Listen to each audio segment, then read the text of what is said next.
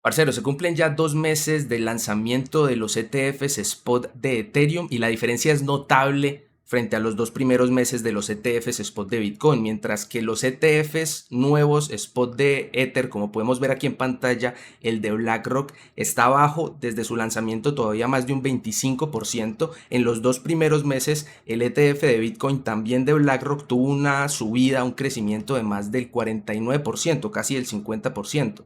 Y las especulaciones que se han desatado y toda la narrativa que se ha generado alrededor de esto da para todo. Hay algunos que están diciendo que esto es una muestra de que Ether va a fracasar en el largo plazo, que si con los ETFs no tuvo una subida ya no hay nada que la levante. Hay algunos que incluso están diciendo que Ether va a entrar en una espiral de la muerte. Todo eso son especulaciones, en mi opinión es FOD y simplemente adivinar qué es lo que creen que puede estar pasando, pero en este video yo te voy a explicar cuál es la razón exacta de por qué los ETFs de Ethereum han tenido un desempeño muy diferente a los 2 primeros meses de los ETFs de Bitcoin y por qué creo que es una situación casi que garantizada que cambie en el largo plazo. Va a llegar el momento en el que los ETFs de Ether van a tener un repunte y el precio de Ether también lo va a ver reflejado. Espero que me puedan acompañar hasta el final y sin más preámbulos, empecemos con el análisis.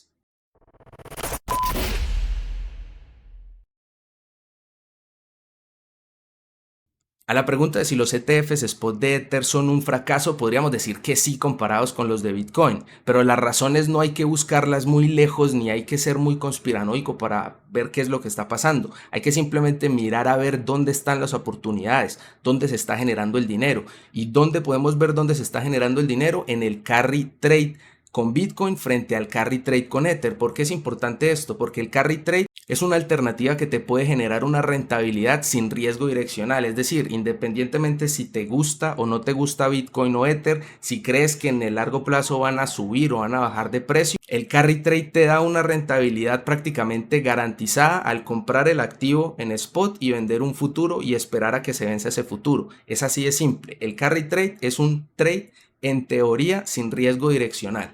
Si además tenemos en cuenta que Bitcoin es un activo de mayor capitalización de Ether, de mayor liquidez que Ether y de menor volatilidad que Ether, si Bitcoin está dando más rentabilidad que Ether, cualquier inversionista racional va a preferir en cualquier momento hacer el carry trade con Bitcoin y no con Ether. Entonces aquí en pantalla tenemos cuál ha sido el comportamiento o la rentabilidad del carry trade a 3 meses de Bitcoin frente al de Ether y podemos ver que a pesar de que durante los primeros días, digamos las primeras 2 semanas, el carry de Ether estuvo ligeramente por encima de Bitcoin, creo yo que cuando se ajusta a nivel de riesgo, teniendo en cuenta la volatilidad, la capitalización y la liquidez de Bitcoin, pues aún así era más atractivo mantener esa liquidez o el carry en Bitcoin.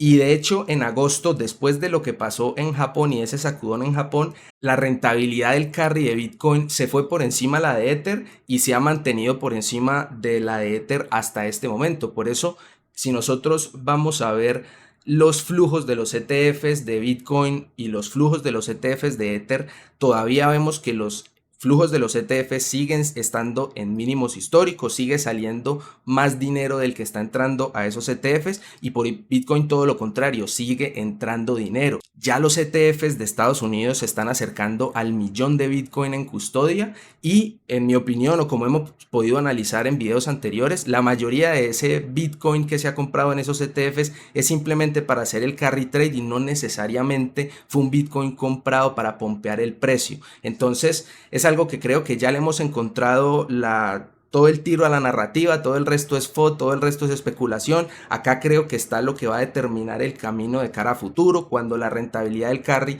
se suba mucho, ya podríamos estar hablando de que se pueda empezar a marcar un tope local, teniendo en cuenta las rentabilidades de los topes anteriores del carry, al menos en marzo, ya desde que están los ETFs, esa información creo que es muy valiosa. Entonces ya para terminar, quiero aquí con el gráfico de Ether mostrar cómo creo yo que puede darse ese cambio y podemos empezar a ver cómo los flujos de los ETFs a Ether empiecen a repuntar por encima de los de Bitcoin y el precio de Bitcoin de Ether también empiece a reflejar ese comportamiento de la demanda que pueda llegar a esos ETFs.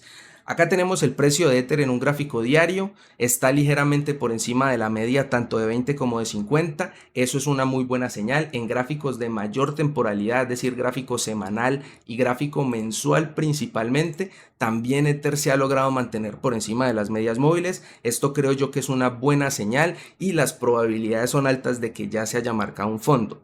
¿Qué es lo que creo yo que necesita pasar primero para ese cambio, digamos, ese flip que vuelva más atractivos los ETFs de Ether por encima a los de Bitcoin? Creo que primero debe haber un incremento del precio, creo que primero Ether debe cruzar la barrera ya sea de los 2800 por ser un nivel horizontal importante como podemos ver acá, 2800, 2900 fue una zona de soporte durante la mayor parte del año y la perdimos solamente con ese colapso, digamos, que hubo con el carry de Japón, y creo que es una zona relevante. Entonces creo que a partir de los 2800 las rentabilidades del carry de Ether pueden llegar a superar las de Bitcoin lo suficiente como para que algunos inversionistas empiecen a considerar a ver si rotar un poco de capital hacia Ether. Creo que la bajada de tipos de la Reserva Federal también va a ayudar a que se pompeen o a que haya un nuevo flujo de demanda tanto para los ETFs de Bitcoin como para los de Ether. Si los de Ether ya tienen una rentabilidad considerablemente superior a las de Bitcoin, creo que atractiva más para nuevo capital llegando a los de Ether. ¿Y por qué razón? Recuerden que si la Fed está prestando al 4% o al 3%, digamos que es donde esperan que lleguen las tasas en el 2025, y el carry de Ether te está pagando el 10 o el 12 y el de Bitcoin te está pagando el 8 o el 10, pues obviamente el carry va a ser algo atractivo para todos estos inversionistas. Entonces, mientras más bajen las tasas, más atractivo es el carry y más flujo de capital, digamos, le puede entrar al mercado. Entonces, creo yo que es algo que se retroalimentaría. Primero necesitaría un impulso que supere, que genere, digamos, ese chispazo de FOMO, de demanda por Ether, y a partir de ahí ya va a ser un flujo que se va a retroalimentar a medida que entre más capital, tal y como lo vimos con Bitcoin. Entra capital a los ETFs, el precio sube, por esa subida después entra más capital y ya después es un ciclo, digamos, positivo. Pero tenemos que empezar a ver, primero hay dos cosas que nos lo van a señalar. Primero va a ser la rentabilidad, tenemos que estar bien pendientes de este gráfico de cómo está rentando el carry de Ether frente al carry de Bitcoin, y cuando el de Ether ya empiece a superar al de Bitcoin, creo que va a ser una razón para empezar a apostarle más a Ether por encima a Bitcoin, al menos por una temporada. Y la confirmación de esto, es decir, además de empezar a ver que la rentabilidad del carry supera en Ether a la de Bitcoin, tenemos que empezar a ver también un reverso en los flujos de los ETFs. Estos ETFs están en flujos de mínimos históricos, los de Ether están todavía en menos 200.000 Ether, digamos, en términos netos de lo que ha entrado menos lo que ha salido. Y creo que lo que vamos a ver es que cuando el carry de Ether empiece a rentar más, los flujos de Ether posiblemente pasen de un terreno negativo a positivo, y ya para ese momento el FOMO va a estar a tope. Probablemente Ether ya esté por encima de $3.000, y los que entren después en ese punto son los que van a ser prácticamente la liquidez de salida de pronto para los que alcancemos a entrar o nos estemos arriesgando a entrar mientras eso pasa. Entonces, ese era el análisis que les traía el día de hoy. Espero que les haya parecido buena información. Cualquier pregunta o comentario saben que me lo pueden dejar ahí más abajo. El link para mi servidor de Discord está ahí en la descripción, totalmente gratuito para entrar a discutir sobre estos análisis o sobre otros análisis que tengan en mente. Podemos discutir ahí en tiempo real. Muchísimas gracias por acompañarme hasta el final. Cuídense y nos vemos en una próxima oportunidad. Que esté muy bien.